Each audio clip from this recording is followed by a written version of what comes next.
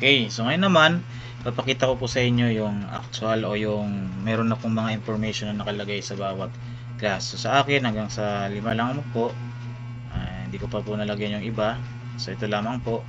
So, lagay ko na po yung mga information sa school basic information at sa class information. So, ganun din sa list of learners, bawat class. Kita nyo man po. So, ayan. Kayo na po bahala ng format yung ng name na ilalagay nyo po. Sa class 1, tinan po natin yung open, class record. So, dito po, nakita nyo po may kung entry yung scores o class record. So, tinan po natin dito sa learners individual record. So, once na click po natin yung name, so pipili lamang po tayo ng mga learners. So, automatic po, nandyan na po yung scores nila. Okay po. And dito po, quarterly assessment, performance task, remarks. Sa remarks, kayo na po bahala maglagay dyan kung ano po yung remarks nyo. Ano dito? So, tandaan nyo po na ito lamang itong LRC ay para lamang po dun sa class 1 or mathematics. So, kung nilipat po kayo sa ibang subject, ito lamang po tayo sa home. So, class 2, naman din po. Meron dyan. So, LRC. So, class 2 po ay araling panlipunan. So, yung LRC natin dito ay para lamang po sa araling panlipunan. Okay po. So, class record. So, yan po. So, dito naman po may gamit po dito yung pag meron tayong mga unused rows. So, click lang po natin yung hide rows.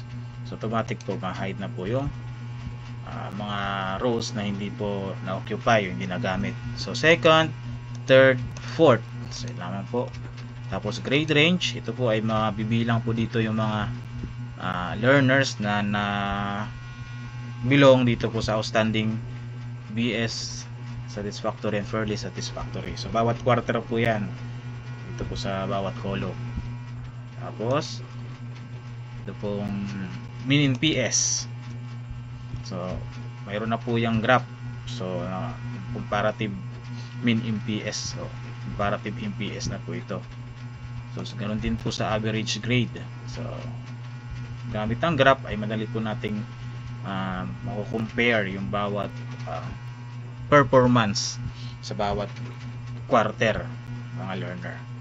Yan po. So, lagi lang po tatandaan na sa bawat paglipat po natin ng mga ibang class ay lagi po tayong magbaback o pupunta po sa home para pumili ating class. Okay po. So, meron po ako ditong tatlong blanco na class. Okay. So, ganun po. Check nyo po dito yung number of learners. So, anyway po, kung ano po yung nilagay nyo dito, kung ilan po yung nilagay nyo ng learners dito sa input learners name, ay magre-reflect na po agad yan o mag-generate na po yan dito. Okay po. Kung meron po kayong katanungan para po sa aking ECRS for subject teacher, ay tutugunan ko po ang bawat tanong niyo po. Maraming salamat po sa pakikinig.